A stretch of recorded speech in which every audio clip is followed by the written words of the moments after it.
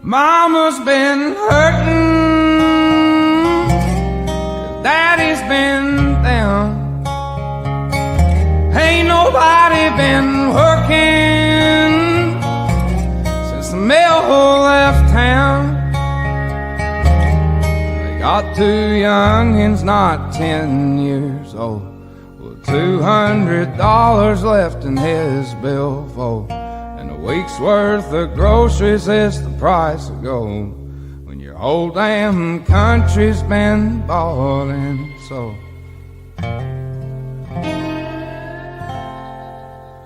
Never there's been hard times, it's always made hard folks who could get her to the other side and not let it be all she wrote. I'd love to live to be an old man, but God, you can take me a young one. Just don't let the land I love die so young. Of thee I sing,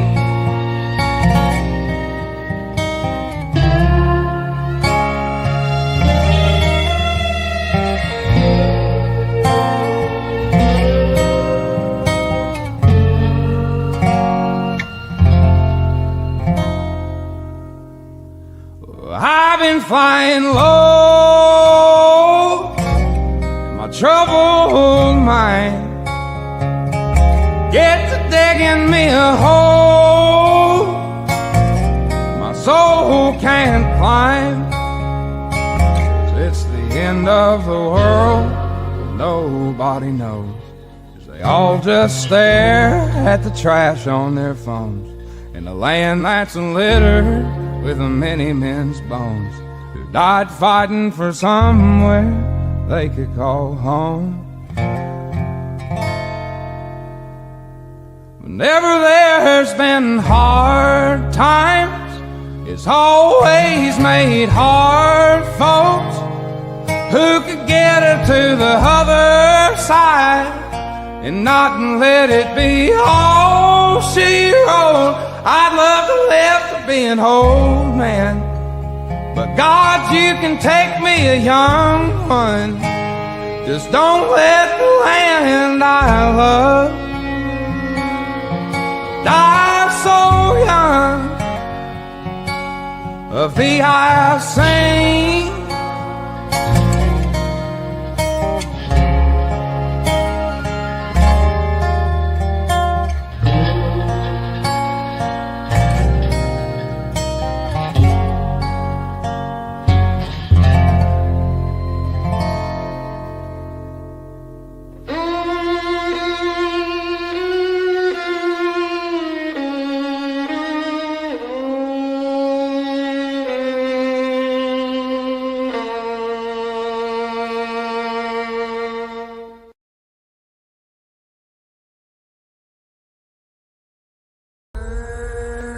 flying high, you know how I feel.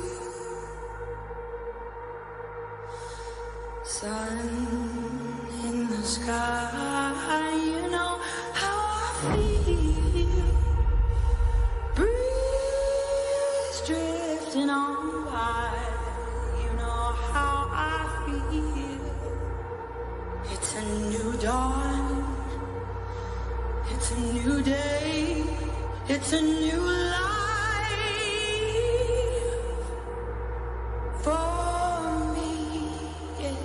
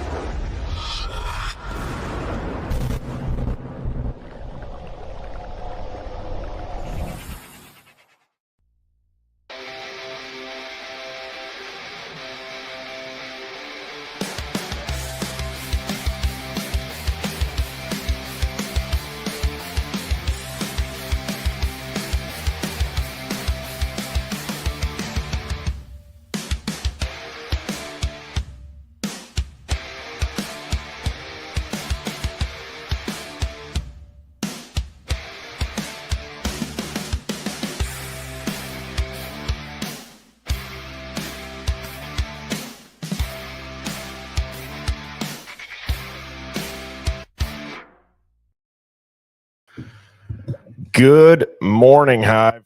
Today is Saturday, June 28th, 2025. Make sure my audio is coming in. Oh, yeah, we're all good. What is going on?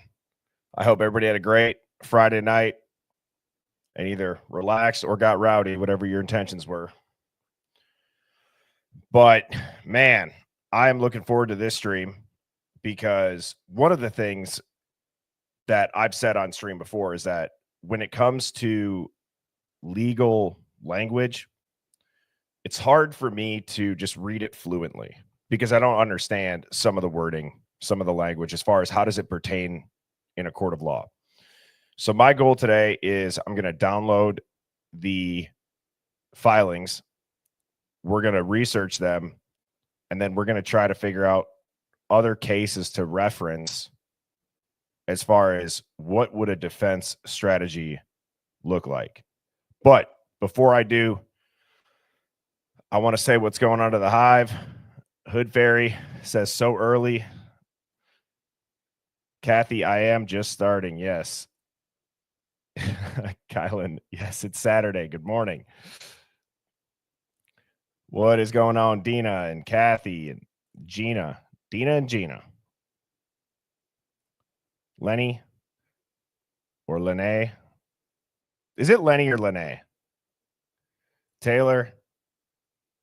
What's up, Pokey Dots? TK. Savannah, heading to get coffee. Luna, good to see you. Frank. Teresa. Angela, how are you doing this morning? Love that, Miss Lulu. Renee is on Eastern time. What's up, Brian and Kathy? We did. Lenny. It's Lenny, everybody, not Lene. Hi, Jackie. All right. So, a couple of things that I want to get into. First thing that I wanted to make sure that I mentioned is somebody had sent me an email. As you guys know,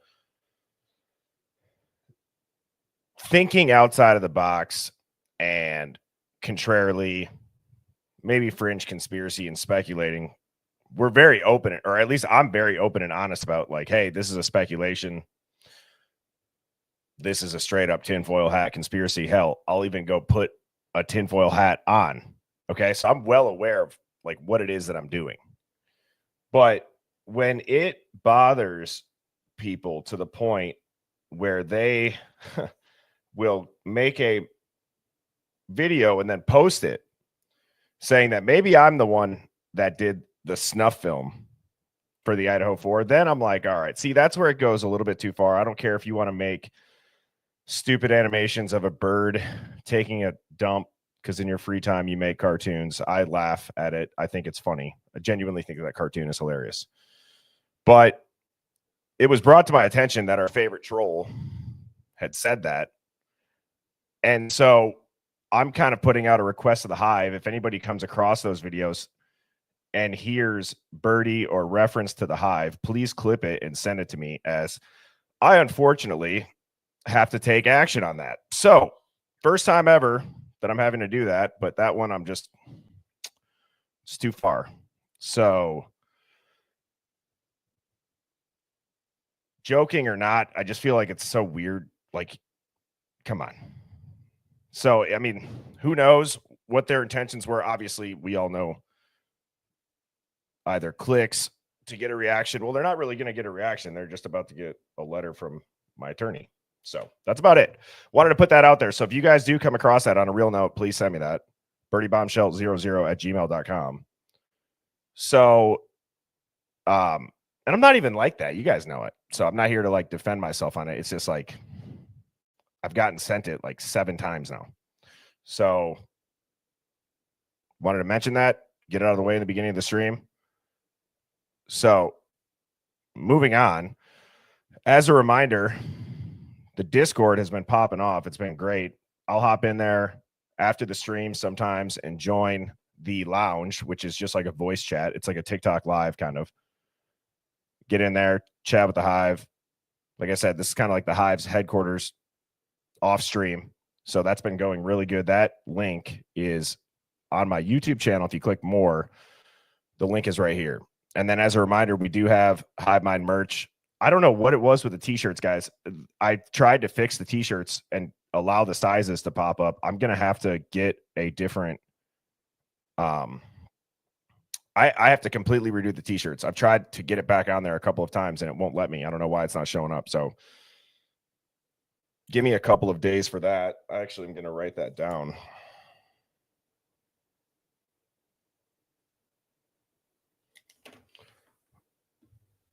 So just as a reminder, those are available. The Discord's great. It's been awesome. I'm glad that it's working out the way that that is. And shout out to Dawn again for getting that up and rolling.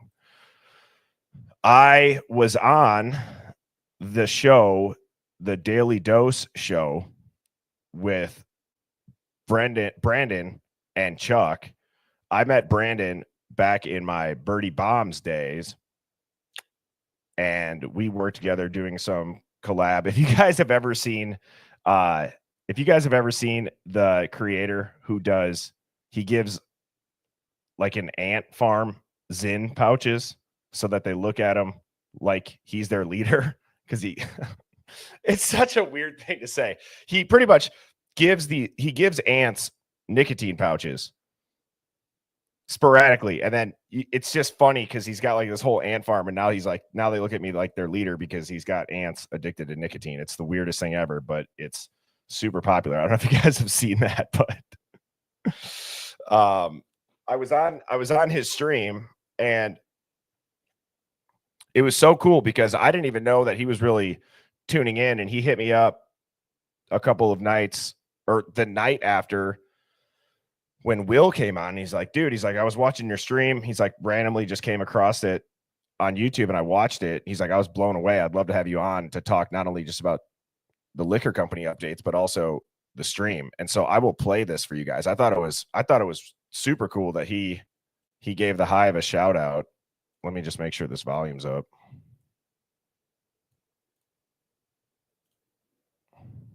He is now also a conspiracy theorist streamer on YouTube, correct? I would describe it as like conspiracy and like contrarian thinking with like high profile, like true crime. Well, because I watched one before, y'all, like you would look into like murders and then like just kind of dive into them and figure out like, all right, maybe the police missed something, or let's go over this information together. And I love the fact that your chat is also very involved with it. I mean, they're throwing in information also. They're throwing in facts. They're saying, holy shit. And every time I feel like I watch a documentary on Netflix, it starts out with that. Like somebody, influencer or a streamer is talking about it, and then it gets into these Reddit forums, and then you got all these, internet detectives, internet sleuths that start figuring shit out, and then they solve a crime, and you're like, holy fuck. And like these people just from the internet just did this shit, and the police station didn't. Like, what's going on there? I just thought that was so cool that he recognized right away how involved the chat is. And so I wanted to make sure that I showed you guys that. I'll play that again on Monday evening when we have more of the Hive in here. But it's interesting because like when I'm talking to like my family or my friends about it, I'm like, dude, there are people that are putting such good ideas into the chat that the name, the Hive Mind, kind of just was a natural flowing conversation piece, because that's the only way I knew how to describe it. It's literally like we're all thinking together. We're talking about a certain topic, and with all of us in here, we're able to just pull and grab from a plethora of knowledge, and it's just so cool. And it's kind of surprising. It's kind of surprising how maybe uncommon that is. I know there's obviously other streams like that. Like, what was it? The Riot House podcast or something like that, where they would pull up stuff when this case first happened. But it's interesting how somebody who has only tuned in one time, he said that was the first one that he had watched, recognized it right away. So I'm just super stoked for everybody that it's getting the recognition that it deserves in a way, because it's pretty remarkable. Thought Riot. Yes, that was the name of it. Thank you, Teresa. So as you guys can see here, the theme today is, as Sammy T coined, it's no longer Judge Hippler. It's King Hippler. Which that would be an awesome t-shirt. King Hippler, or House Long for Brian to receive a free trial was another idea. And I'll also say this: if anybody has any ideas for merch, just email me them. If there's any graphic designers out there, because I'll be able to, if you send me like the PDF of it, I'll be able to get that onto a t-shirt. So, and I could even start sharing them into the Discord too. So, as you guys know, there was recent rulings. If you haven't heard, the trial date only got pushed back a little bit. The alternate perpetrators was completely shut down. Now, prior to the stream, like when I was showering this morning, I was listening to Devil's Advocate's breakdown of it. And you know what? Maybe I should pull up this video because it is so, the way that Devil's Advocates just kind of says this is so just remarkably accurate as far as just kind of like the passion that you hear in his voice. And I'll give you guys a language warning. He drops an F-bomb, but here, I'll play this. So obviously I have Devil's Advocates on every Monday night. But let me go back just a little bit. That is also right there in the scrolling table. Talk about my wife. Let's get into this. Is the response from Hippler. I'm trying to get it blown up for you a little bit.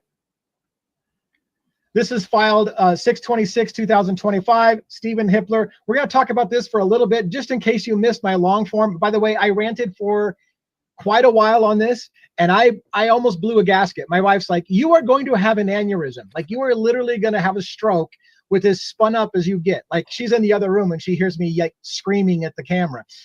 I get excited. I get passionate. I feel like it's controlled. It's just me. I'm a passionate person. I put a lot into my emotions, and I wear them on my sleeve. So sometimes it's good, sometimes it's bad. Hopefully it doesn't lead to an aneurysm. I've been dealing with it my whole life. But let's talk about what happened. At the end of the day, let me see if I can scroll this. At the end of the day, the confusion comes is, so Ann Taylor had basically proposed that she has 4, we didn't actually know the number, I don't think, until recently, 4 alternative suspects that could have potentially done the murders in of the Idaho 4. And therefore, she wants to be able to submit the possibility that there were alternative perpetrators. Stephen Hippler's position has essentially been from day one, I'm not going to let you just bring somebody's name into the courtroom as an alternative suspect unless you have really good proof. Show me your proof and I will consider it. Ann Taylor showed Stephen Hippler her proof, and his response is here on the screen. It essentially, to summarize what Stephen Hippler said, is your proof is not good enough. I'm not going to allow you to drag anybody's name into the mud in the courtroom because your proof is not good enough. Your motion to bring in alternative suspects has been denied. Now, here's the good news, the silver lining. So let's just go ahead and start diving into this a little bit. Again, if you want to watch a more passionate, because the more times I do it, I guess maybe the less passion I put into it. I was yelling and shouting about some of the shit in this document. Maybe we'll do it again if it makes me that angry. Some of this stuff still makes me that angry. But anyways, the state obviously has objected to Ann Taylor providing any suggestion that alternative suspects are involved. In fact, Stephen Hippler, in my opinion, completely biased view, is saying bringing up the idea that somebody else could have done it besides Brian Koberger is only going to confuse the jury. That pisses me. I'm already getting mad. I'm already starting to blow that gasket right now. Stephen Hippler, all right. I thought somebody just told me to stop yelling. I'm here for the yelling. Thank God, because I'm getting spun up. Stephen Hippler's attitude is, if you talk about somebody else could have done it, it's only going to confuse the jury. Well, screw you, but isn't that the whole point of reasonable doubt? Is it possible somebody else did this? If it's possible somebody did this, then it should confuse the jury, because it isn't, as my thumbnail said, in the long form video, Stephen Hippler's attitude is, Koberger is the only one who's allowed to be guilty. No one else is allowed to be guilty. If you bring up anybody else's name other than Koberger, you're only confusing the jury, because the only person on trial and the only person guilty for this is Brian Koberger. And so don't confuse the jury with this idea that somebody else could have done it, because the only person who's guilty is Brian Koberger. How the fuck is that guy in charge of this trial? Having said that, let me relax, because there's some legal basis for what he says. And I'll explain what the legal basis is. It is irresponsible to bring someone's name into the courtroom and slander somebody in courtroom. Now, to clarify, the media and the judge and the prosecution has no problem ruining Brian Koberger's life by telling everyone in America that he is a mass murderer and a psychopathic killer who killed women because he hates women. That's okay to ruin his life and completely destroy his life forever by the slanderous shit that some people will never be able to get out of their head. That's okay.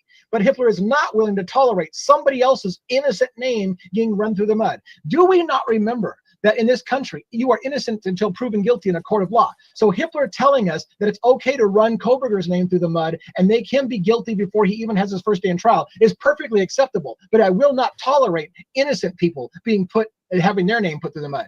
Well, for fuck's sake, pardon my French, I'm a little angry. I'll try to drop the F-bombs. For Pete's sake, Brian Koberger should be presumed innocent until he's proven guilty in a court of law. And a judge should not be taking up the side of the prosecution and telling the defense, your guy's guilty. The judge is supposed to impartially listen to the defense, listen to the prosecution, make sure that they're both playing by the fair rules, and let the jury of his peers decide. But Hippler seems to already have decided who's guilty in this case. And again, that's why the thumbnail is called, according to Hippler, Koberger is the only one allowed to be guilty in this case, nobody else. So I just think that summed up pretty much, I would guess, how most people feel. I got to get Devil's Advocates and Sammy T Mafia on like a Monday night roundtable, just us three. And I might just honestly close my camera and sit back and listen to those two, because that would be not only very entertaining, but extremely informative, because I love seeing the passion come through. We're talking about now, while we might not know Brian Koberger, we're talking about a real person here. Now, I saw a couple people in the chat that said that Ann Taylor was just after a certain aspect, which I agree. I've watched a couple videos that break it down. I'm going to pull the document up here in a second, but I agree, because one of the things that is odd, that like, was it kind of strategic on Ann's part, knowing that these four people, I believe she said as individuals too, is how a couple people that I was listening to and myself, when I was reading through it, interpreted it, that it could be one of these four people. And I believe none of their DNA was on them. They had no evidence. Like, when they really break it down, it's like, well, why would Ann present that? Well, it's probably glaringly obvious. And it was probably to, what's the term that Pav used? Like a bait and switch. I agree with him on that. I think that probably is because, if you haven't seen his video, I liked the way how he asked a question that we've asked on this stream too. It was, do you think the defense team is dumb? And if not, well, then you have to assume that they're using like a courtroom strategy. And that is, now the prosecution, while on its face, it looks like, well, how is the defense ever going to have time to prepare now that the alternate perp theory got shut down? Well, clearly, they weren't going after the alt perps. They were going after a small paragraph in this document. And I'll show that. But it does kind of put the defense in an odd spot, because if they're preparing for these alternate perpetrators, they're probably like, this is teed up so easy. They don't even have DNA there. They've all cooperated fully. Like, if you don't think the defense already didn't know that, again, I refer to the question of, do you think the defense team is dumb? Time and time again, there's been examples of Ann Taylor doing this, where on its face, we're like, what, why are we doing it this way? And then it comes out, it's like, oh, that actually might have helped leading up to the trial. So let's pull this up.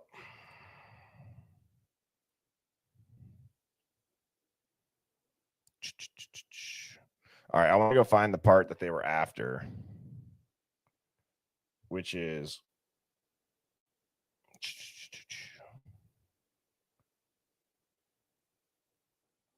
this is the part that Devil's Advocates. Oh, wait, sorry. This is the part that Devil's Advocates was ranting about. the presentation of the proffered alt perpetrator evidence would pose a great threat of confusing the issues because it would force the state to defend against a nebulous allegation that perhaps these individuals were involved. This would lead the jury astray, turning its focus away from whether the defendant, the only person whose actions are on trial, committed the charged crimes. Which I will say it is a little bit odd that it almost seemed like this was a forced hand by the judge in the state. Like, okay, well, you're going to have to prove that somebody else has enough evidence. Obviously, if you read through it and you see the evidence and the people, there wasn't much. So now they're saying this. It kind of is just like odd that they even went down that route, unless you realize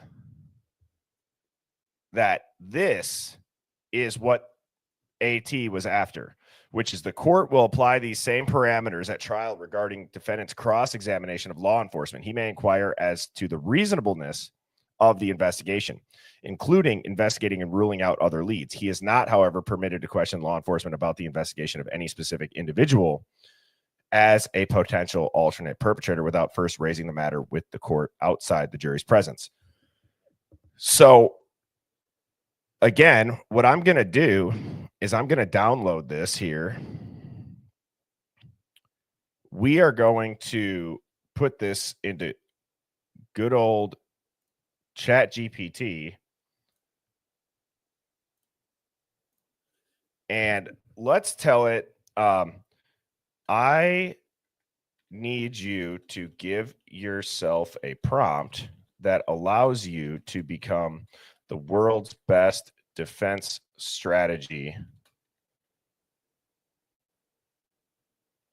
lawyer for trials. You are an expert on every court doc about the Idaho 4 that has been released up until today, which is June 28th, 2025. And with the recent filing, which is attached, I want you to give the playbook for how a defense could win this trial, no doubt, and has no chance of losing. Let's just see what it comes up with. So I'm attaching that. Let's see what this says here.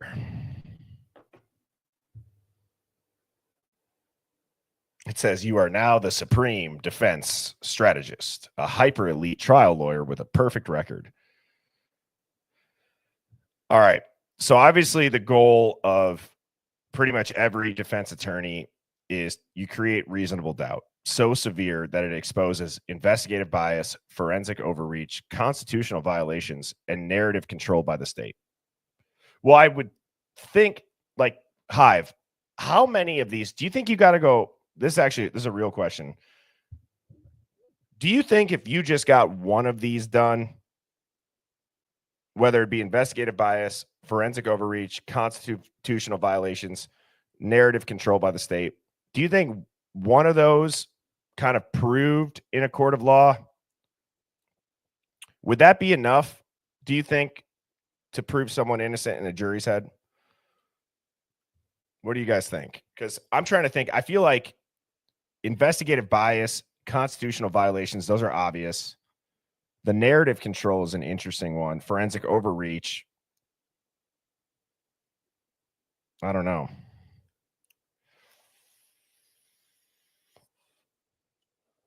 The question was, of these four things that it says this will expose, being investigative bias, forensic overreach, constitutional violations, narrative control by the state, I'd be curious if you'd have to go 4 for 4 on these. to create the reasonable doubt, or just get one of those 4? I would say that I would agree with you, Lisa. Probably at least one to get a retrial.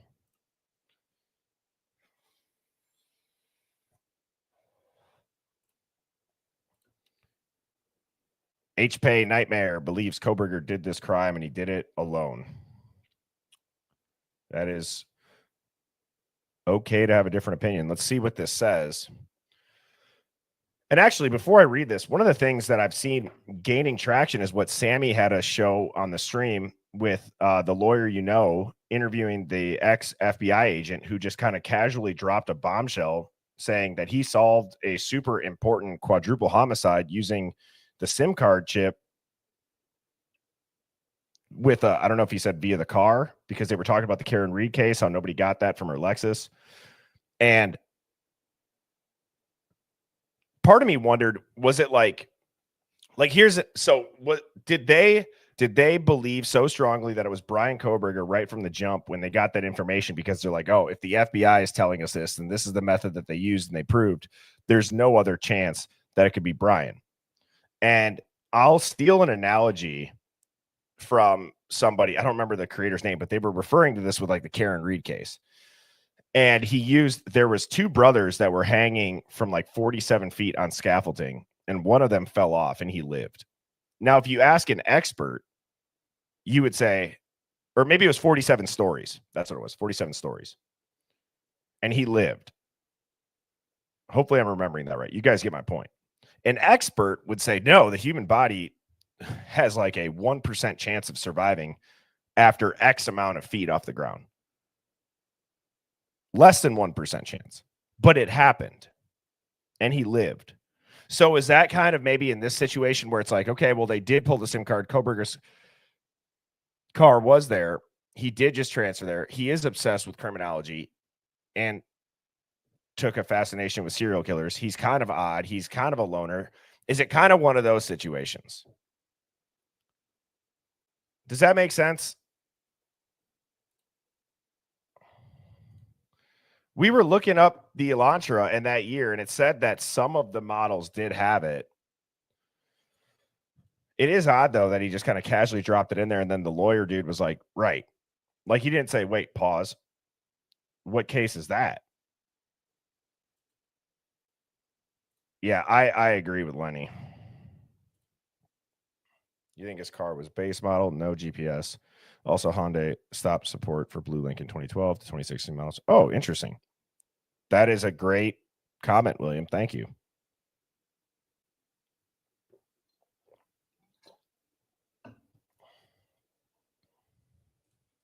And made it all up to the grand jury. Okay, so let's go through this strategy, huh?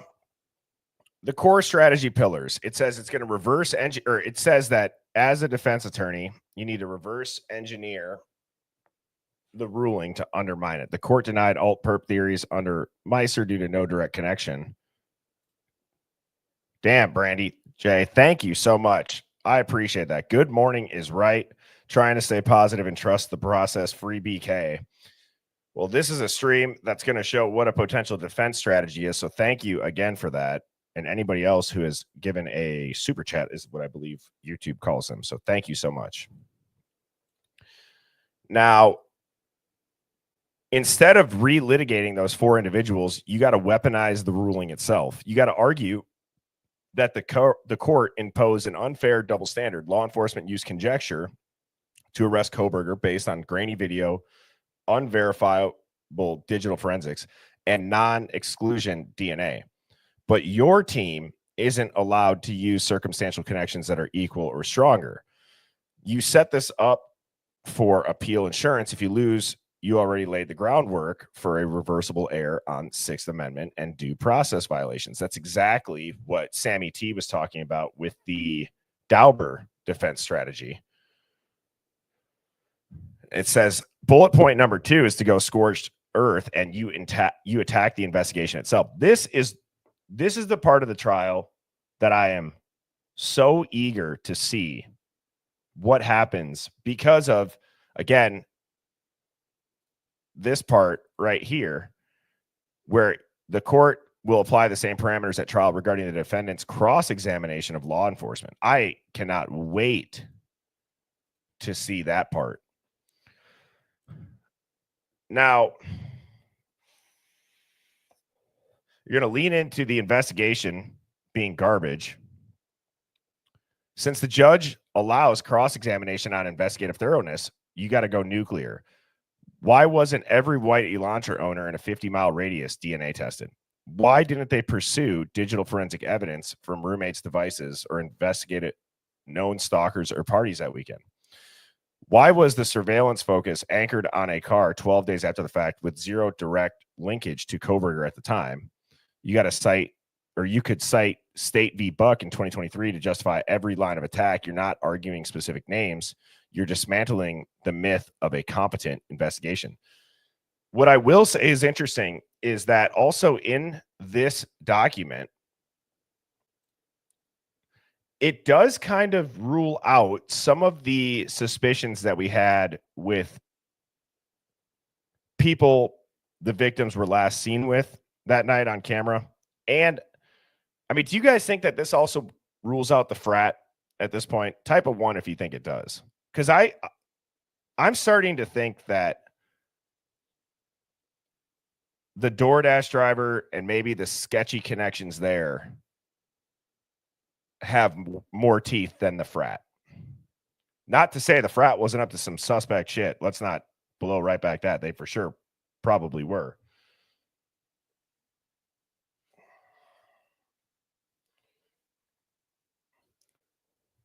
So I agree. There's a couple people that typed a 1.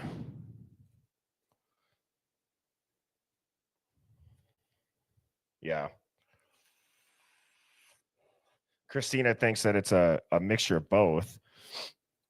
I don't think that's a crazy assessment of it either. I just don't think it's. Yeah, Jill actually just hit the nail on the head. It all makes more sense than BK. So, number 3, you need to redefine the alternate perpetrator as uninvestigated plausible leads. Ooh, that's just like how Ali Benevento had said, don't call it touch DNA, you call it trace DNA. That's such a great way to put alternate perpetrator. Instead of saying that, you say uninvestigated plausible leads. You introduce a conceptual shadow, or you introduce I can't talk. Introduce conceptual shadow suspects without naming them. If multiple individuals with social access, geographic proximity, and behavioral flags were never fully investigated, that's not speculation, that's negligence. This avoids the Meister blockade while creating phantom doubt in jurors' minds. It is interesting because now the human factor starts to come into this. Now the jurors' thought process comes into this.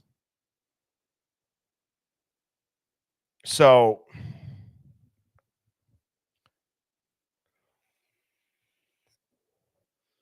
that last bullet point is something too that we have to remember, is that the jurors' minds are a giant aspect of this case, obviously.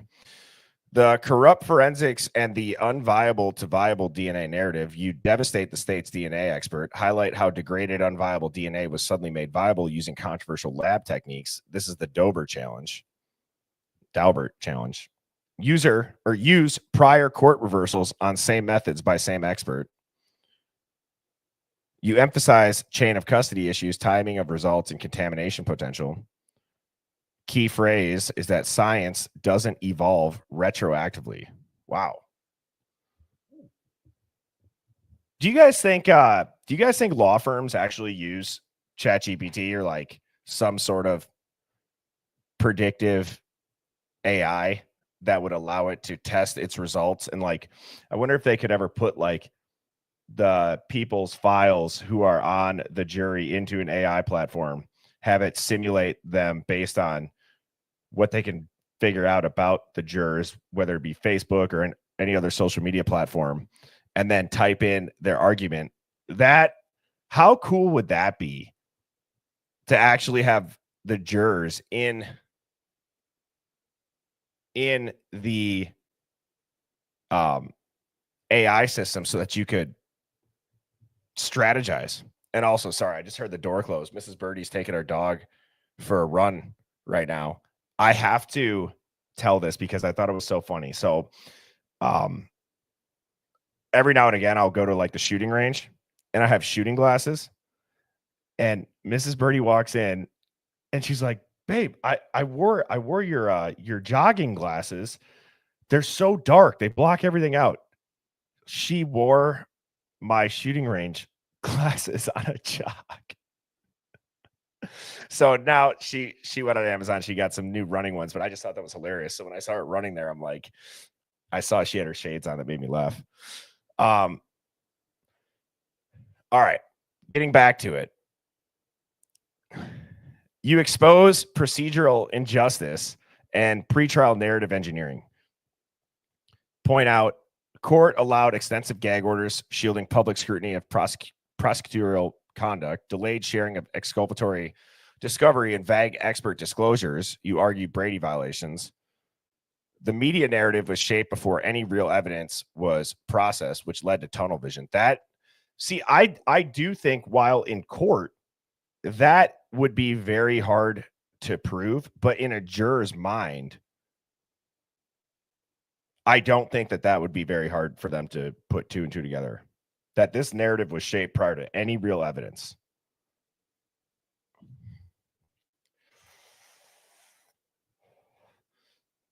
Ooh, this is interesting. You frame law enforcement as the real defendant. You create an investigation on trial narrative. Ooh, I like that. Investigation on trial. Open your case by stating, this isn't just about Brian Kohberger. This is about what happens when law enforcement tries to solve a quadruple homicide with a microscope on one man and blindfolds on everything else. Every mistake, every shortcut, every ignored lead hanging on them. You rehumanize Kohberger through contrast, show jurors what doesn't line up. No history of violence. He's got no DNA under the victim's nails. No blood found in his apartment, car, clothes, or belongings. Not a single eyewitness. Not even a scream heard from roommates, despite 4 victims. You're not saying he's a saint. You're saying he doesn't fit the scene. Now, let me ask everybody else here. Even people who think, like, if you think Brian Kohberger is guilty, I would be curious, because I do think that a lot of people that know Brian Kohberger is guilty, I don't know if they're purposefully choosing to ignore these bullet points right here, or if they genuinely haven't heard them. Because they say, dude, they got his DNA at the scene, but it's like, it's trace DNA on a knife sheath. He's got no history of violence, no DNA under victim's nails, no blood found in his apartment, car, clothes, or belongings. There's no murder weapon. There's not a single eyewitness that's reliable. I mean, I would think that would be enough for any logical person to say, okay, there's already reasonable doubt in my mind. That alone should not hold up.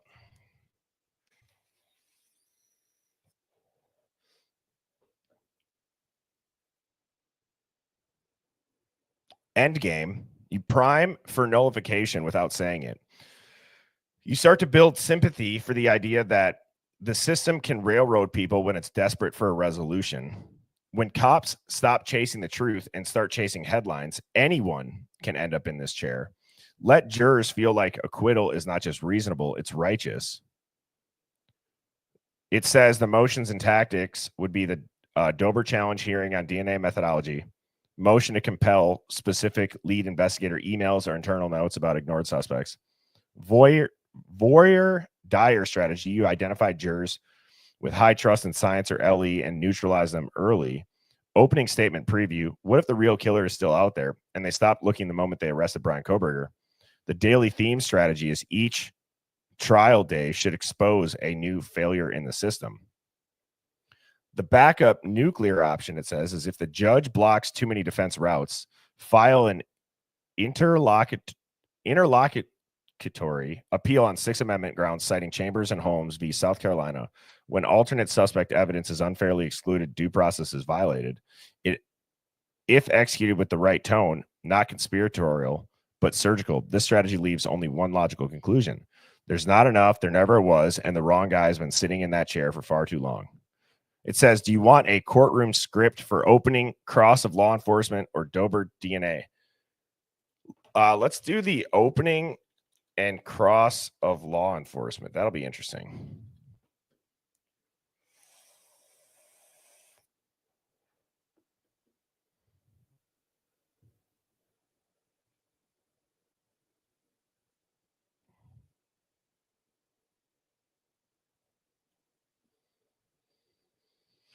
You know what I'm going to say is, no. Let's just see what this came up with.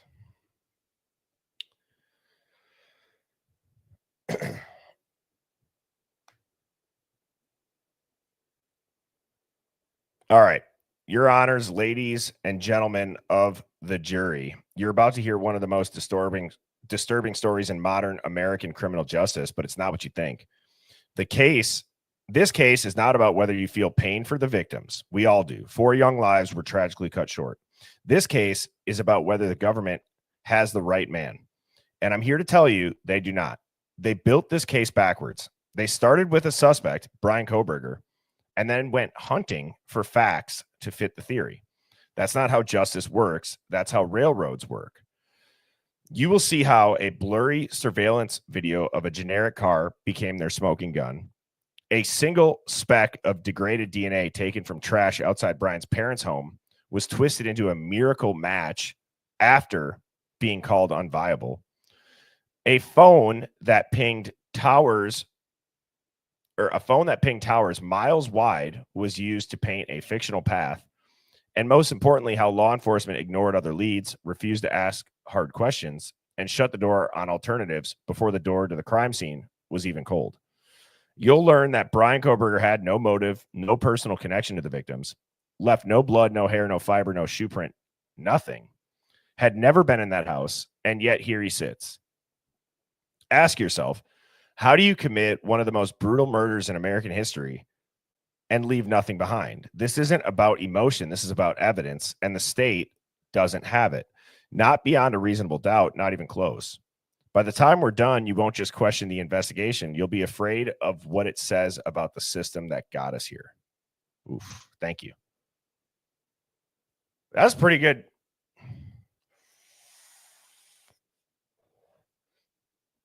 Okay, so this is for the lead detective. This says how it would cross-examine the lead detective. Target, you expose tunnel vision, bias, and sloppy procedure while staying cool and surgical. Jury must see incompetence without you ever needing to say it outright. Must see incompetence without you ever needing to say it outright.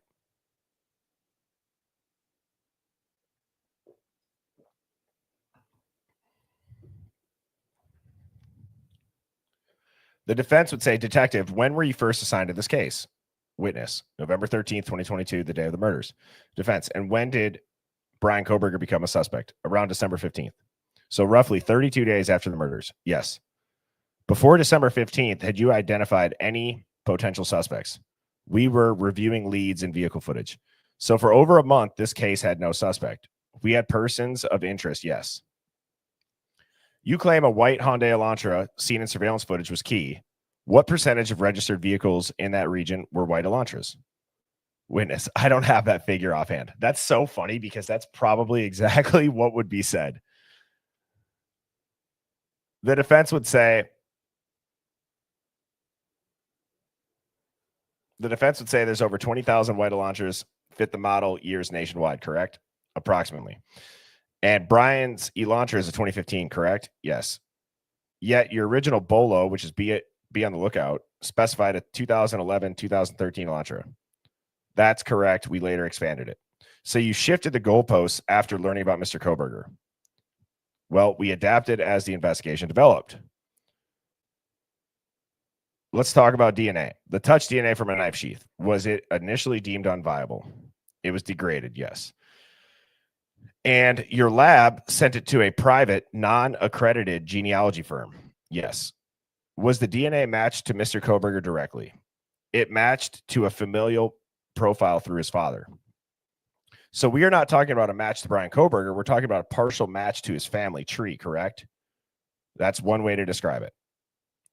Let's discuss the other leads. Did you receive tips regarding other individuals who had known disputes with the victims? Yes, we received many tips.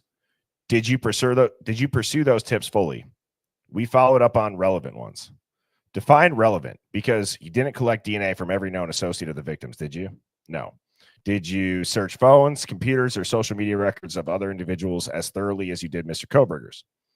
We prioritized the strongest leads. Is it fair to say once you saw a white Elantra and a man who lived alone, studied criminology, and didn't have a clean-cut image, you locked in?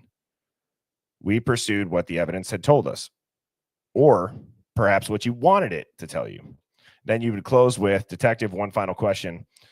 In a case with no eyewitnesses, no confession, no video of the crime, no blood trail, no weapon, no provable motive, and no confirmed direct DNA match, you're asking this jury to believe with absolute certainty that you got the right man. And I'll add in, and he'll be put in front of a firing squad. Witness. Yes. That may be your belief, but that's not the standard, and that's not justice. It asked, do you guys, should we do a DNA expert cross or a closing argument? What do you guys want? Or do you want to go back and have it go deeper on the lead detective? I will do what the Hive asks.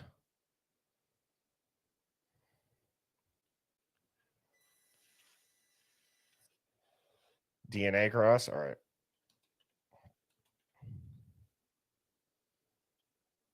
Oh, that's a good one, woman power. Yes. Remind me in a couple minutes. I think that would be very interesting to see. It actually might be interesting to see how they're going to try to prove him guilty. That would be very interesting. All right. So we will do the state's DNA expert, Dr. Christian Westring, or someone equivalent. The objective is to shatter confidence in the touch DNA evidence, expose questionable lab methods, and show the jury that this science is unstable, controversial, and in some cases legally overturned. I got to fill my water up. Give me 2 minutes. 1 minute. 30 seconds. I'll be right back.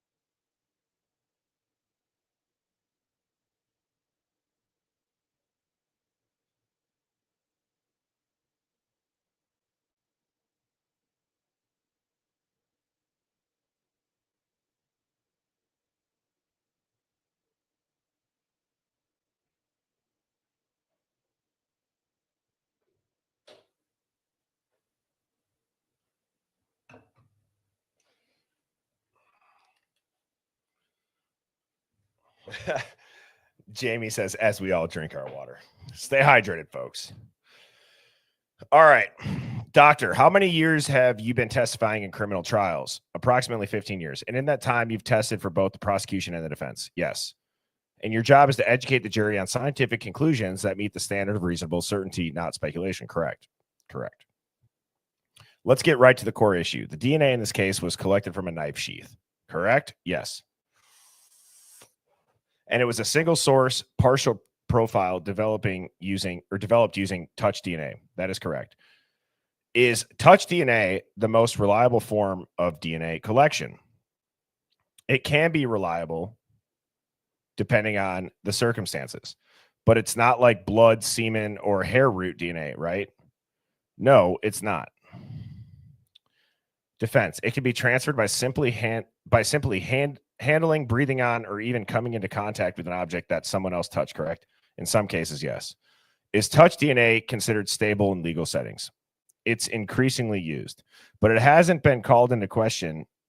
But hasn't it been called into question in multiple cases due to its instability and potential for secondary transfer? There are debates in the field, yes.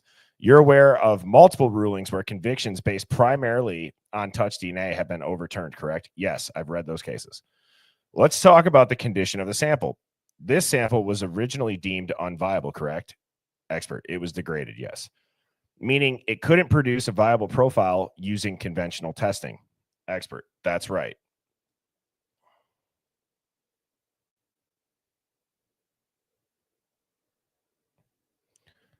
So it was sent to a private lab not accredited by the FBI using forensic genetic genealogy. Yes.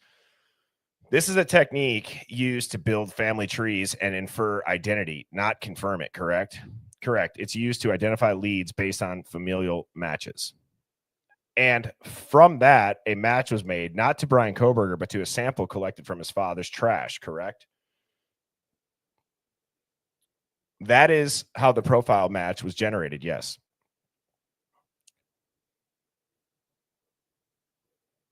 So to be clear, the only match in this case is to the father's DNA obtained from a garbage can. That's correct. You cannot, under oath, say with 100% certainty that Brian Koberger ever touched that knife sheath, can you? Not with 100% certainty. No. Wow. Have you ever testified in a case where your methods were later challenged or disqualified?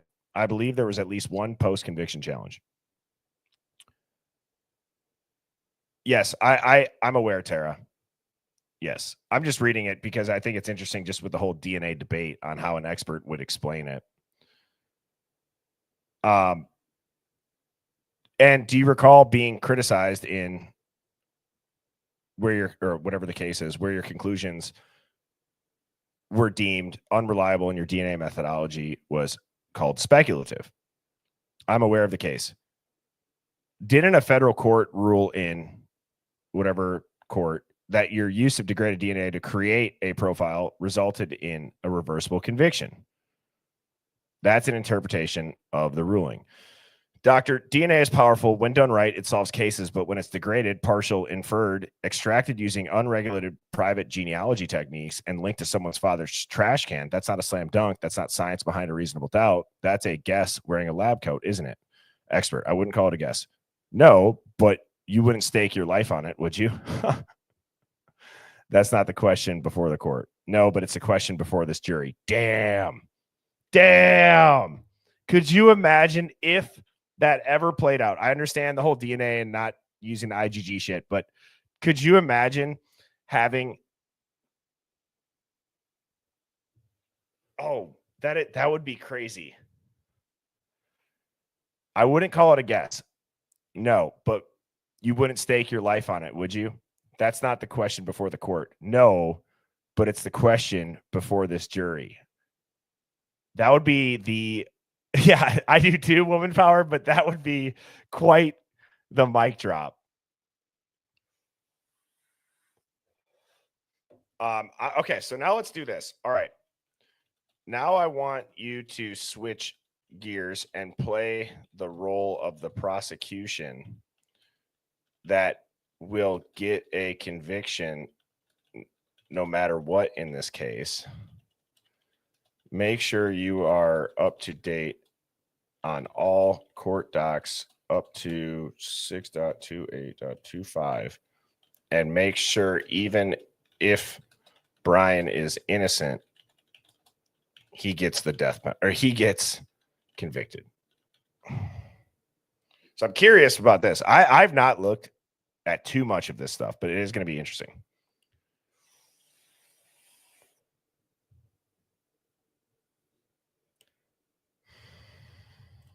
That's true, Lenny. That's a good strategy. Lenny said, even if it was an objection, the jury still heard that. Hashtag too late. LOL.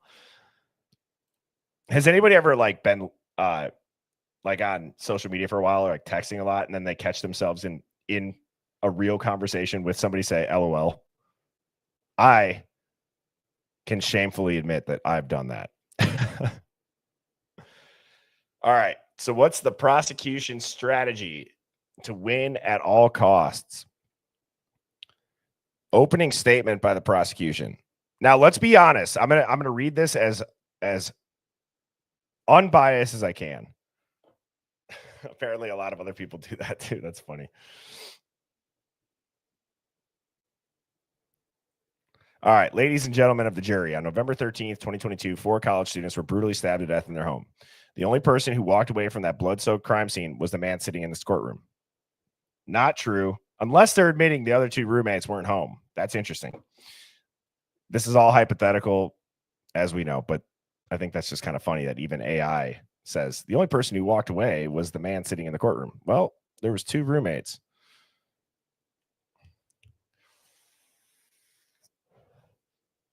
He thought he was smarter than the system, smarter than you. He studied criminology, stalked the victims, and tried to plan the perfect crime. But he made one mistake. He left his calling card, a knife sheath with DNA. This isn't about conspiracy. This is about cold, methodical murder. You'll see that Brian Koberger's car matched the one at the scene of the crime. His phone went dark during the time of the murders. His DNA, connected by a IgG match to his father, was found on the button snap of a sheath left inches from one of the victims. Lived 10 miles away, no alibi, and no reason to be anywhere near that home unless he was the killer. We will walk you through his digital footprint, car movements, cell pings, and his eerie pattern of surveilling the house within weeks before the murders. This isn't coincidence. This is calculation, and it ended in the slaughter of 4 young lives. We ask you to hold him accountable with a verdict of guilty on all counts. The theme is that he planned the perfect crime, but left behind the one thing that never lies, DNA.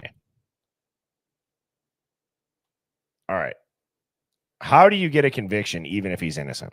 You're going to weaponize simplicity. Motive isn't required for murder. Don't let the defense distract the jury with things the law doesn't demand. Drive this home in the opening and the closing. The law does not require us to prove why, only who. Make the jury fear the alternative. If not Brian Koberger, who? A ghost? A random killer who knew the house layout, avoided cameras, and vanished? That's not reasonable doubt. That's fantasy. Use this to inoculate the jury against the alt-perp argument, already legally suppressed by the court ruling as of the 26th of June, 2025.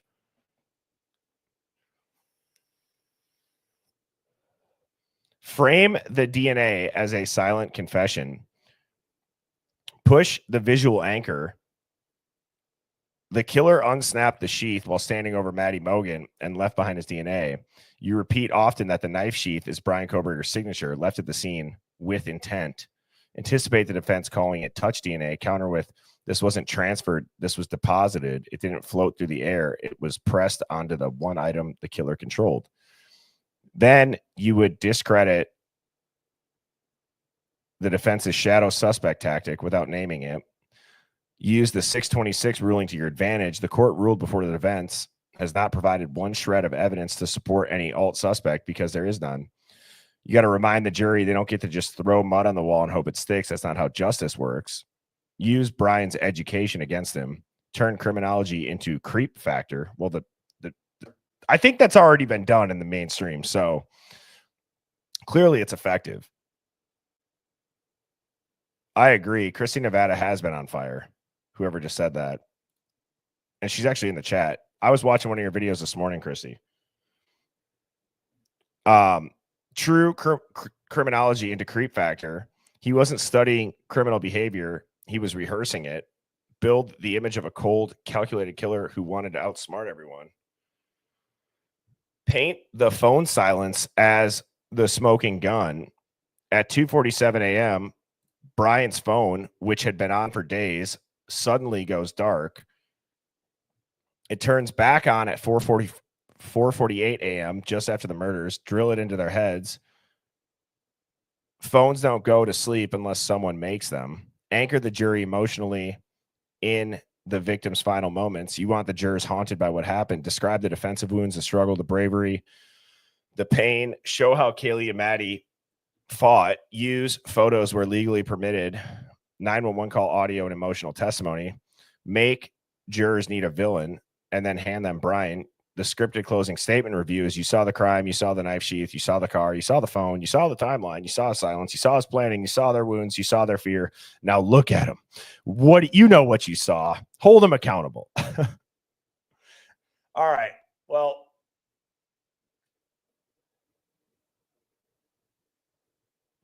There's a reason why serial killers escalate. Brian Koberger didn't just study the darkness, he became it. And the moment he left that sheath behind, he told the truth without ever saying a word. Man. That's what makes me believe the way that I see this case going. Obviously, it's got everything to do with the doubt in the jurors' minds. But I do think the cross-examination of the detectives is going to be the thing that does it.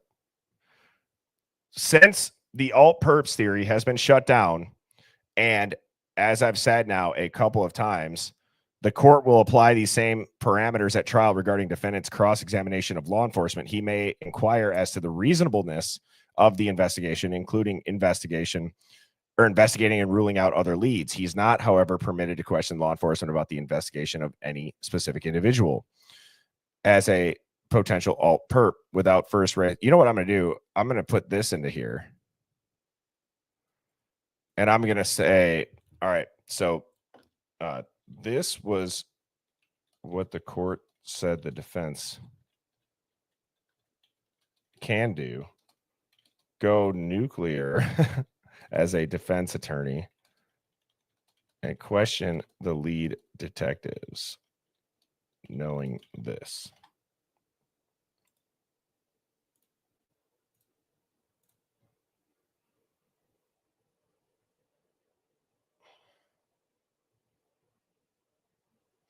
That would be interesting. Yes, I did. That would be just interesting to watch in general, like looking back at now that we know the ruling, to hear the opening and closing statements. Would you guys want to do that for the Karen Reed? Go back and watch those.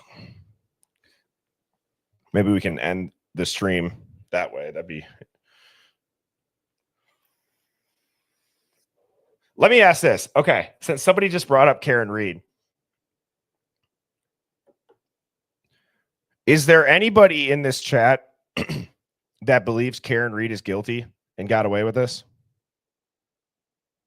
I'm curious, just because of, like, again, we're looking through all different lenses. I've said this before. When I saw Karen Reed on camera, I think she just initially rubbed me the wrong way when it, what was the first series that came out about her? It just seemed like she wasn't that worried about John. Now I understand that she had to get through her trial before she could seek justice for John. Obviously, I watched the majority of the trial. I didn't follow it nearly as close, but it is interesting. Now, and I agree with you all. It is interesting because I think the evidence showed it. What is?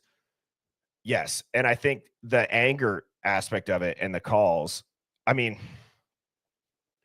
it is interesting how the jurors are, I think it's up to like 3 of them now that have been just absolutely torn apart.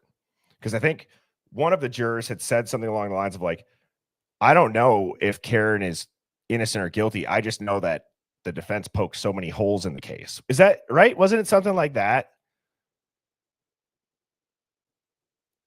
Alan Jackson, that dude has got a new level of, like, what would be the word? Not suave. Is it suave? Just, you can just tell he knows he's the man.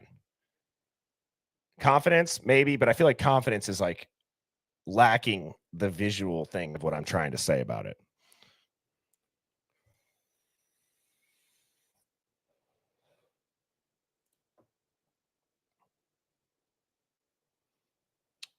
Birdie, do you have a twin? I do not have a twin. Yeah, that might be it. That might be it. True to it connections. Oh, Sammy T's in here. What up, Sammy?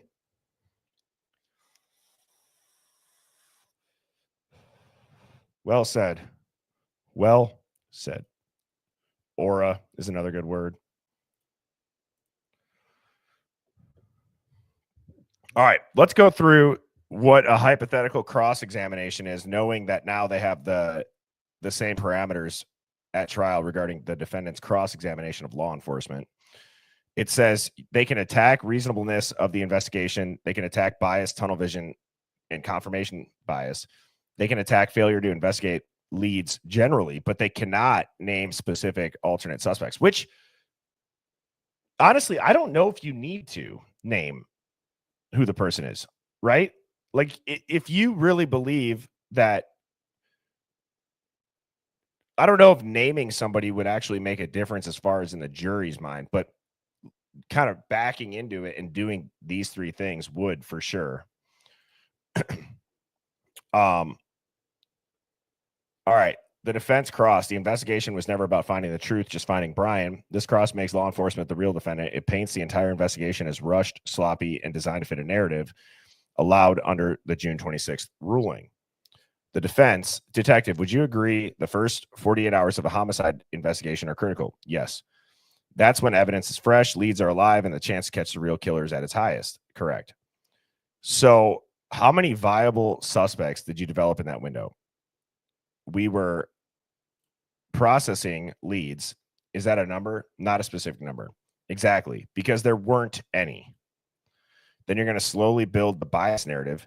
Did you create a suspect profile based on behavior or motive before identifying Mr. Koberger? We considered behavioral patterns. And when a white Elantra appeared on footage 12 days later, you built a narrative around the car, not the crime. We followed what the evidence told us. Or did you tell the evidence what to say? Brick by brick demolition of reasonableness. Let's talk about how you ruled people out. Did you perform forensic testing on anyone in proximity to the victims? No, not everyone. Did you subpoena phone records for every known associate of the victims? We prioritized stronger leads. Stronger based on what? Familiarity, proximity, motive. We assessed all factors. Except some you never looked at, correct? We followed the evidence where it led. Evidence doesn't lead, people do. And it led you exactly where you wanted to go, didn't it? Then you're going to laser in on failed investigation. You were allowed to question any witness, pull any record, test any sample. Did you create a suspect matrix? We compiled known associates. So no structured suspect pool with cross-analysis of motive, opportunity, and forensic viability. We used various investigative tools. Yet none of those tools told you to look beyond one suspect with no motive, no connection, no history of violence, and no forensic presence at the crime of the scene, aside from a degraded DNA scrap on an object that anyone could have touched. We believe the totality of the evidence supports our conclusion. Of course you do. You built the totality. Reasonableness. As the dagger. Detective, let's define reasonable investigation. Would a reasonable investigation consider multiple potential suspects early on? Yes. Would a reasonable investigation vet their alibis and compare forensic findings objectively? Yes. Would a reasonable investigation test multiple white Elantras in the area before zeroing in on one 12 days later? Detective would say, we used the data available. The defense would then say, but not all the data, just the data that fit the story you were writing, which we do know. Obviously, that was a working PCA. Multiple people had claimed that they worked on it.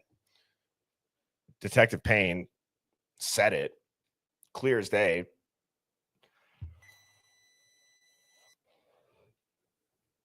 All right, the closing blast. You had tunnel vision, you had pressure, you had headlines to feed. So you built a case around Brian Koberger, not because the evidence demanded it, but because you needed it to. That's not justice, that's theater. And now we're here trying to convict a man because you were afraid to ask harder questions. Oh, this actually says, Sammy, if you're still in here, did you say it was the Daubert? What was the I thought you just said a different name of the defense.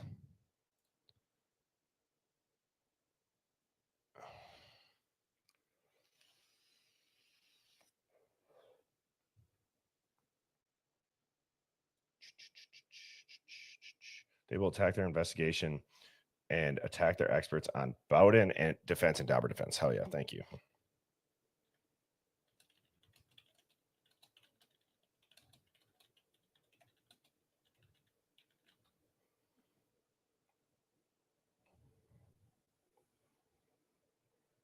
So the Bowden or Bowden defense argues law enforcement conducted an incomplete, biased, or negligent investigation. The Daubert standard challenges scientific validity and admissibility of the state's forensic evidence, especially the DNA used to implicate Koberger. If you guys want to go back and watch Sammy T and I dive into it, that was on Thursday, so that would have been the 26th. I have a quick cut recap of it, and I also have the full live reposted. Sammy does a great job diving into it. The Bowden defense would be for the police, Sammy says. So together, these become a tactical wrecking ball that destroys investigative credibility, demolishes the DNA narrative, and creates bulletproof reasonable doubt. This says the investigation was irreversibly tainted. Detective, are you familiar with the term confirmation bias? Yes. It's when investigators, consciously or not, shape their decisions to fit the conclusion they've already formed, correct? That is correct. Would you agree that to avoid confirmation bias, investigators must test all reasonable alternative hypotheses? Yes. And in this case, you did not do that. We investigated all credible leads. Well, you ruled out other individuals based on incomplete, non-forensic, or self-reported information, didn't you? We evaluated all evidence. Did you test every possible suspect? So this is kind of actually what it just did. I'm not going to reread the whole thing. In the most important murder case in Idaho history, the state's star evidence is a half-baked match from a private lab using unverified methods connecting someone else's DNA taken from a trash can to a partial, unviable fragment on an object anyone could have touched. Ladies and gentlemen, if that's science, I'm the tooth fairy. Oh, see, I could see Alan Jackson saying that. I don't know if I could see Ann Taylor saying that.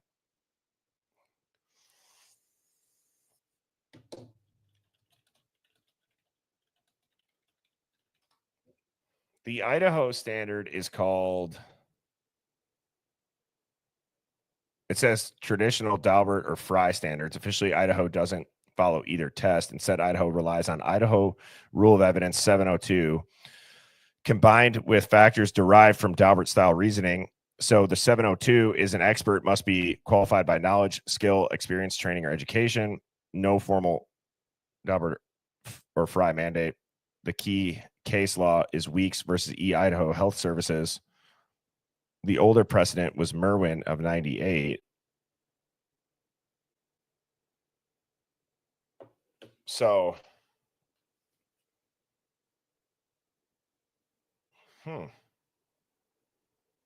the IRE 702 grounds is insufficient facts, data, unreliable methods, weak application to the case.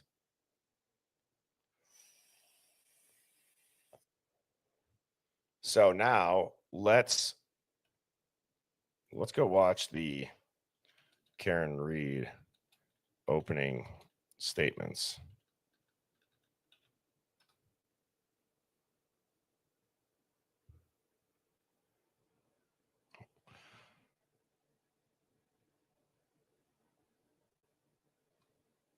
Oh, geez. It's an hour and a half. Let's see if there's one that's... Well, let's just watch this one. Let's watch the defense one.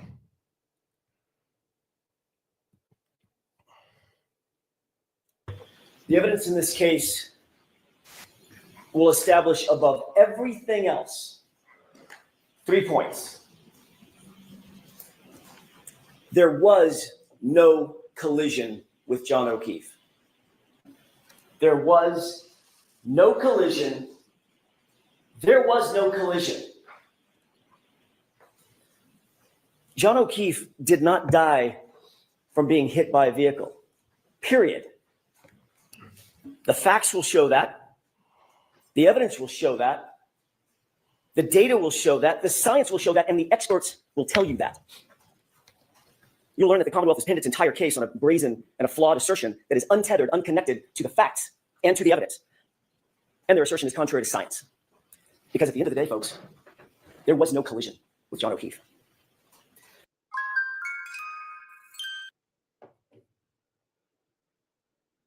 That's funny.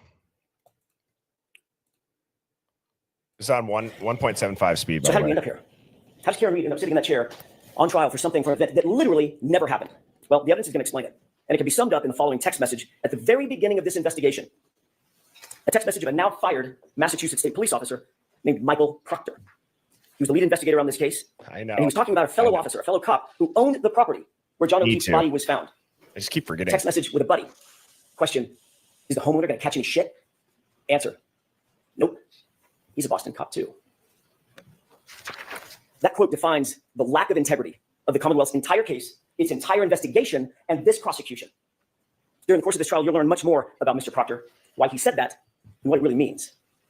What you'll see and hear in this courtroom in the coming weeks is not just a story of a tragic loss. And make no mistake, John O'Keefe's death is and was a tragic and tragic loss.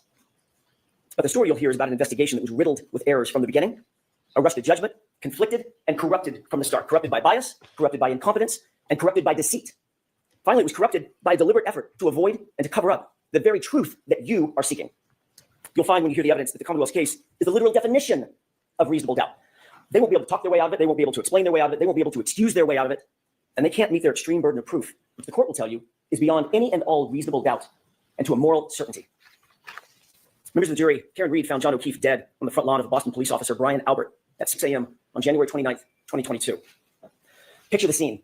Blood-curdling streams, ambulances, emergency lights on, fire engines, ladder trucks, paramedics, patrol vehicles, patrol cruisers, police officers, first responders, firefighters, all swarming all over Brian Albert's lawn, literally feet under his bedroom window. Yet Brian Albert, a sworn peace officer, a first responder himself, never came outside. That is crazy, Never went dude. outside Never went to see what chaos was about, outside. never went outside to see if he could assist a man in need, never walked outside his house to see if he could help a fallen fellow officer on his own front lawn. More shockingly, you'll learn that lead investigator for the Massachusetts police, Michael Proctor, never set foot inside Brian Albert's house that day. Never engaged in any investigation inside that house that day, even though a party with much alcohol had just occurred in that house, and even though a Boston police officer was found dead or dying just mere feet from the front door on that lawn. He never secured the crime scene, never separated and secured witnesses. He never properly collected evidence. He never secured the evidence. He never searched for signs of a struggle inside or outside the home. He never properly canvassed the neighborhood. Michael Proctor never did any of these things, even though fellow officers of his, of Michael Proctor's, actually mentioned, in their words, not mine, that it looked like John O'Keefe may have been, quote, in a fight. You'll have questions about that conduct. During the course of this trial, you'll find that the Commonwealth will not have answers. You'll see from the evidence in this case that this case carries a malignancy, one that is spread through the investigation, it's spread through the prosecution from the very start, from the jump. A cancer that cannot be cut out, a cancer that cannot be cured. And that cancer has a name. His name is Michael Proctor. Ooh. Now, you didn't hear his name in the prosecution's opening statement. Not once. And I suspect that was probably by design. But make no mistake about it. The evidence will show in this case that Michael Proctor is the very definition of the Commonwealth's case. Hold on. Is that true, Amy? You're not trolling? Amy said, I represented myself in Supreme Matrimonial Court and used ChatGPT, and I won my case, which was complicated. It really helped me. Holy hell. That's crazy, Amy. Are you like a ChatGPT guru with prompts? I mean, it's pretty impressive.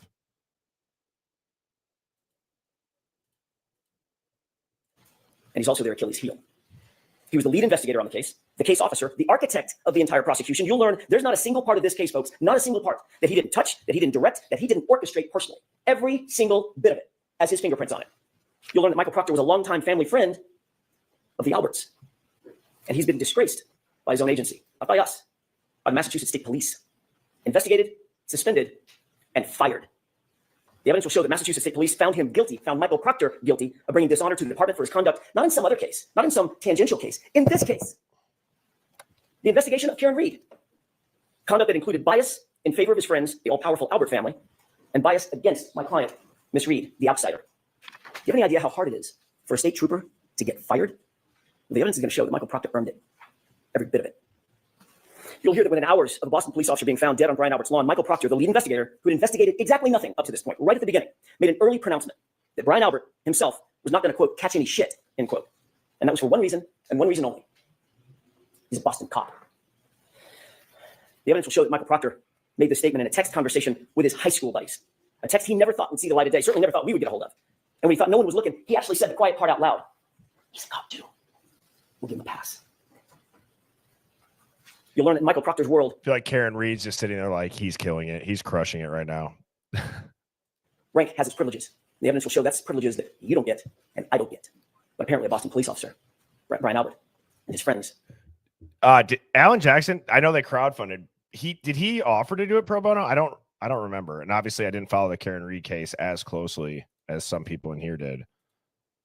Did he do pro bono or was he completely paid?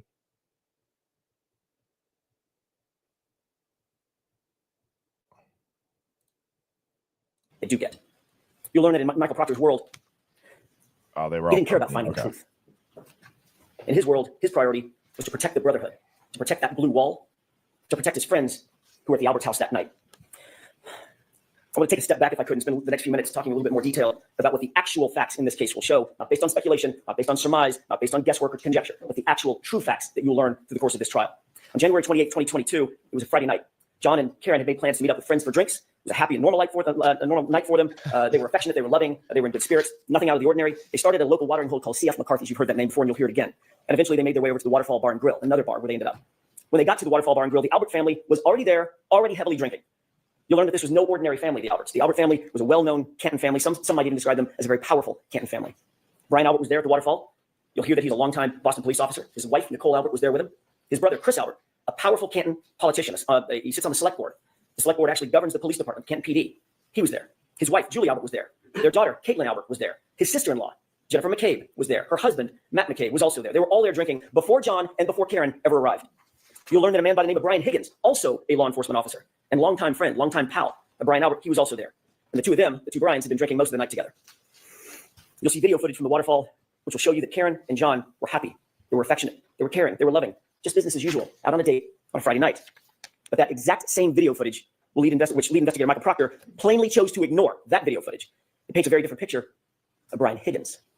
You'll learn that Higgins had romantic designs for Karen. That becomes important. Brian Higgins had engaged Karen in flirtatious texts, but days earlier she had put a stop to it. She had ghosted him, in common parlance. In other words, just ignored him. The evidence will show that the first time he saw her and was in her presence after being rejected by her was when she walked into the Waterfall Bar and Grill along with her boyfriend, John O'Keefe. At 11:58 p.m. Now, again, I don't know. I'm just going off of what I'm remembering, which again, this could be wrong. Did Karen engage with dude long enough in those texts where like she flirted back, or was it always like, I know they were texting, but like whenever he started like really flirting, did he stop then right away? Like I said, I'm not claiming to be an expert on the Karen Reed one. I'm just curious. It's just following it like generally. Yeah, just minutes before John ultimately arrived at the Albert residence, you'll see a video at the waterfall of an unsettling interaction, troubling interaction between Brian Higgins and John O'Keefe. And unlike the lead investigator, Michael Proctor, in this case, you won't ignore that evidence. As the bar was closing around 12 midnight, the Alberts invited everybody back to their house for a get-together, just keep the night going. And you'll learn that Karen and John ultimately pulled up to the house. They got out of the SUV to make sure they had the right address. You see, neither John nor Karen had ever been to 34 Fairview. They weren't even sure they were the right address. And the evidence will establish that John got out of the SUV and went into the house. Let me say that again. The facts unequivocally, the data, the science, the witnesses will all unequivocally establish that John O'Keefe went into the Albert home that night. So while that's going, you guys might laugh at this, but one of the things that I originally had thought when you could hear Karen Reed yelling at John, calling him a pervert, I know everyone's kind of got different opinions on this. I thought it had to do with the fact that John had used to date somebody who lived on that street, and she was maybe pissed about it because didn't John call somebody for the address, and if like his phone was connected to the Bluetooth over the speakers, and she's like, oh yeah, it's right by like your ex's house or whatever.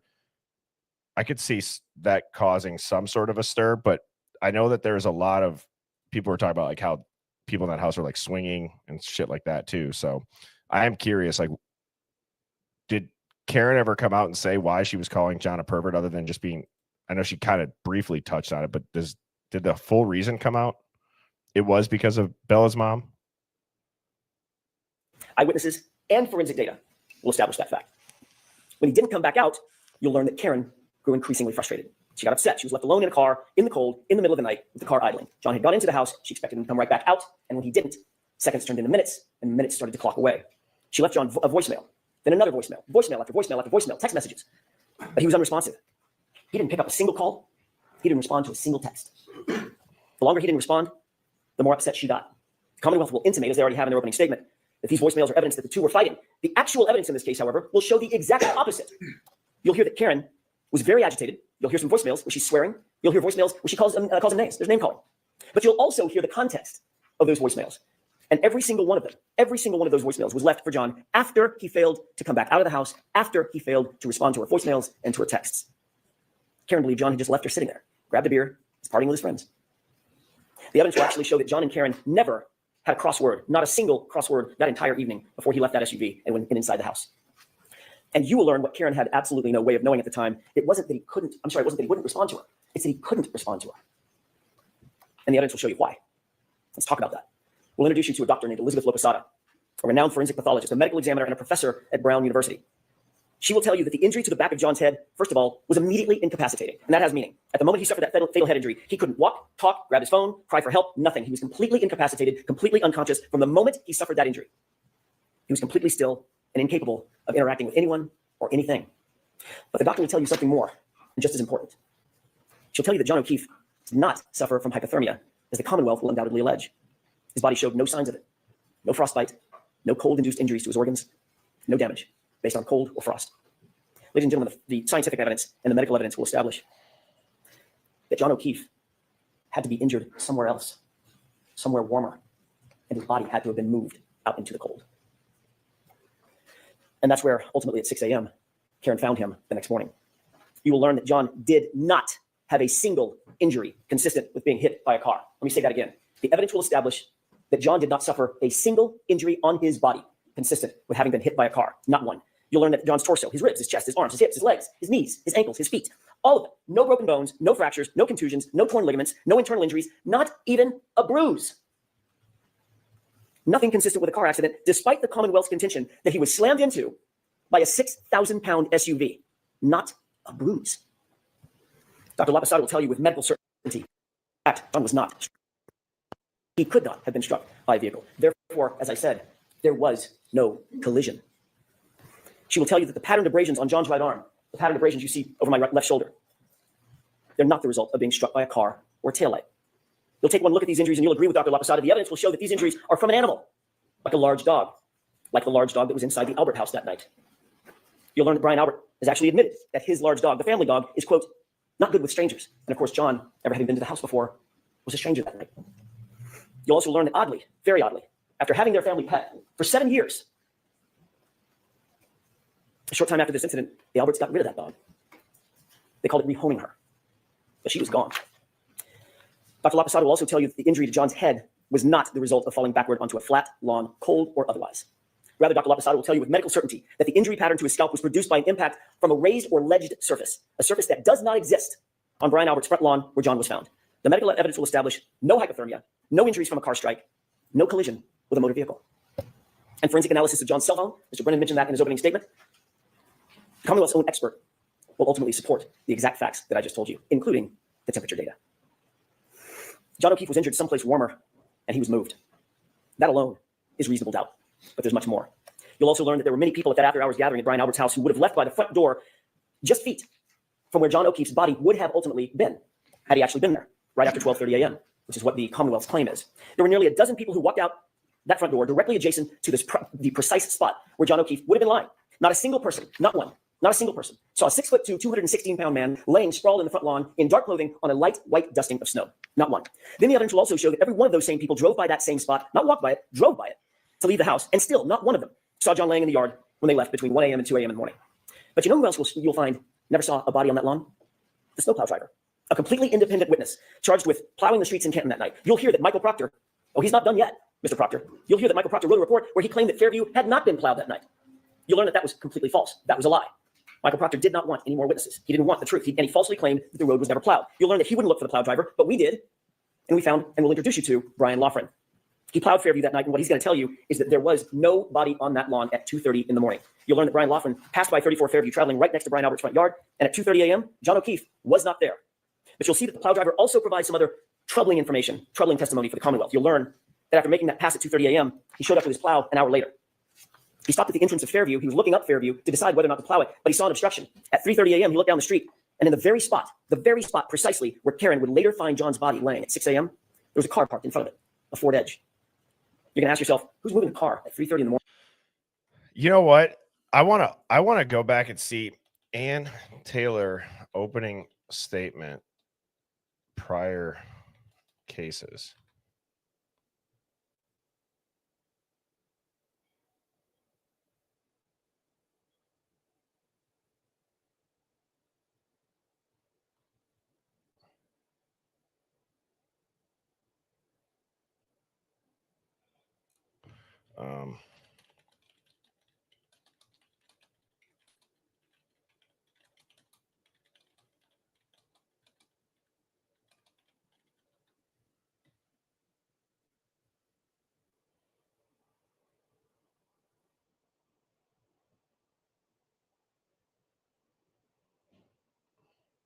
Well, I guess let's just go.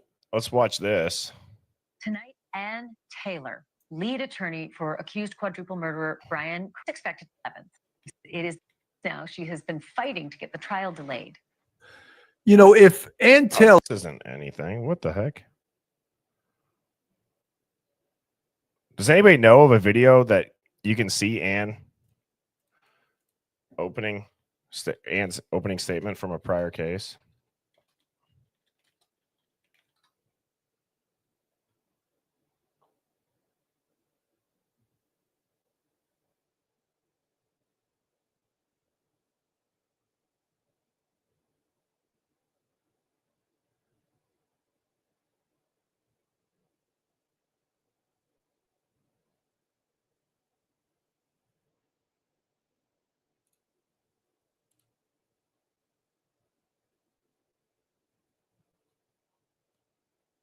Yeah, that would be an epic t-shirt.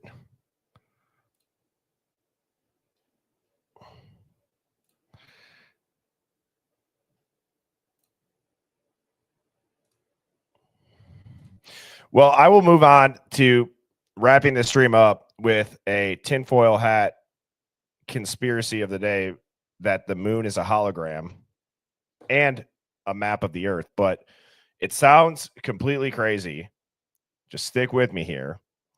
There are some people who believe the moon is not a natural celestial body, but rather a massive holographic projection that's operated jointly by NASA, the Vatican, and possibly Freemason lunar cults. In 1969, when Apollo 12 landed on the moon, they set off a seismic charge, and the moon rang like a bell for nearly an hour. Several ancient cultures make no mention of the moon in their earliest astronomical records. Some even claim it suddenly appeared in the sky around 5,000 years ago. NASA has a department literally called Lunar Reconnaissance Orbiter Camera. Sounds normal until you realize they've released shockingly few high-res images of the actual landing sites and zero full 360-degree panoramic shots. The Vatican has the Lucifer telescope in Arizona aimed at space.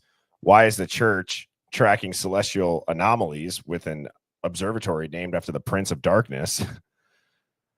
The theory is that the moon is a holographic control center or even a camouflaged orbital base used to monitor or influence the human mind via electromagnetic resonance.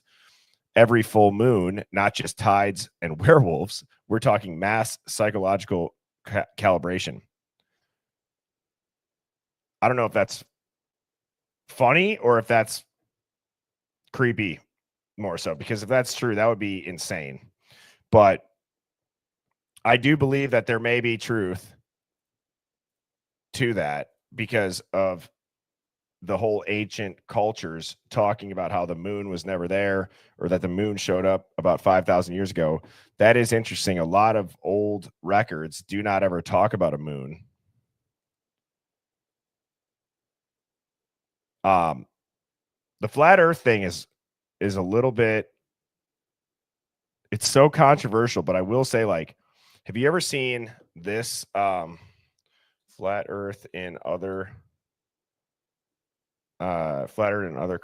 in ancient times versus NASA?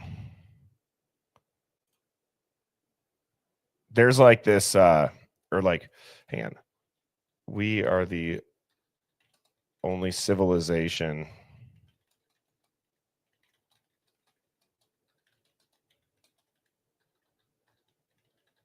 I'm trying to find this picture because this is super interesting.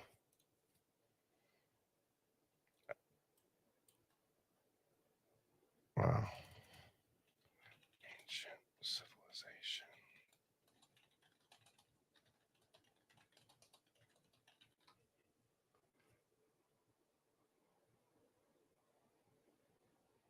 Sorry, I'm just trying to find this. because there's like a side by side that is this it?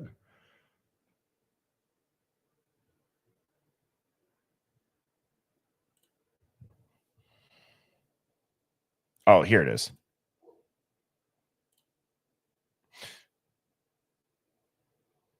And it says that all ancient civilizations depicted the earth as flat, and then NASA. So again, it's not that maybe there's not it's not like a round sphere. It's that the living plane where we live is a flat plane with a firmament or a dome above. It is interesting. It is also wild that every globe, there are people, everyone, that believe, like I asked, like if you do this on your phone, right? If you do this on your phone and you zoom all the way out, there are people that don't understand this is an animation. I asked a lot, like we were up north and I asked people, I'm like, you guys know, like that's an animation. They're like, people were like, is it? I'm like, wait, you're telling me you think this is the earth? We can just see that? I don't know. Do I believe the earth is flat? Chat, what do you guys think? Do you think I think the earth is flat? Type a 1 if you think I do. Type a 2 if you think I don't. Because maybe the answer will surprise you. Or not.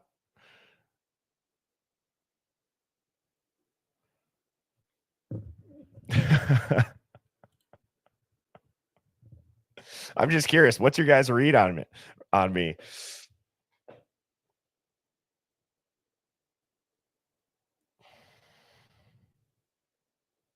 Apparently a lot of 1s and 2s. Well, you'll never know.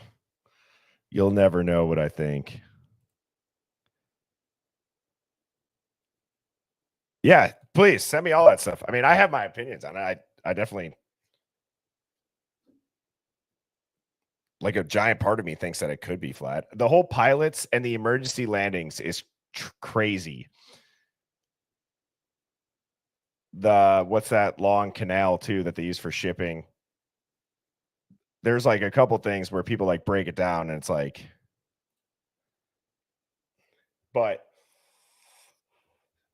okay. Also, I just want to go back again to how I started this stream, where real quick, guys,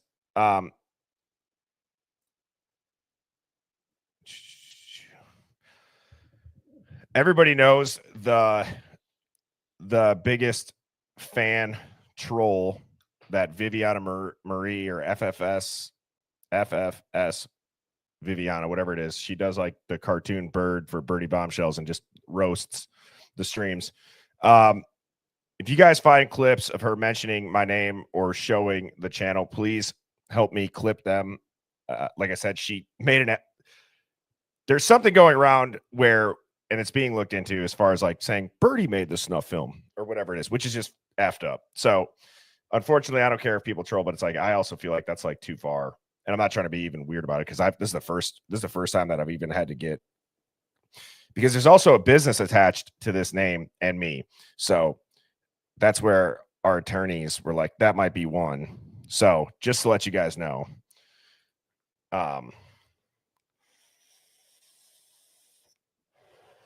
But anyways, with that being said, Hive, that was interesting to go down the rabbit holes of potential defense, potential prosecution.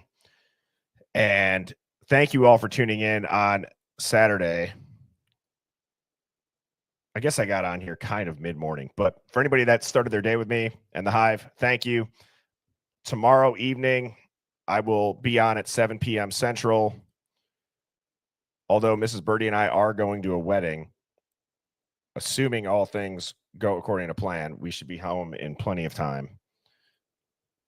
But regardless, Monday I have Devil's Advocates on, and I will also get an updated streaming schedule with the 4th of July coming up, I've got some content that I'm going to pre-record too. So there'll be videos hopefully coming out the majority of those days over the long weekend. But anyways, with that being said, go enjoy your weekend, get outside, touch some grass, tell people the earth is flat, maybe. Anyways, have a great day, everybody. Cheers. Birds flying high, you know how I feel. Sun in the sky, you know how I feel. Breeze drifting on by, you know how I feel. It's a new dawn, it's a new day, it's a new life.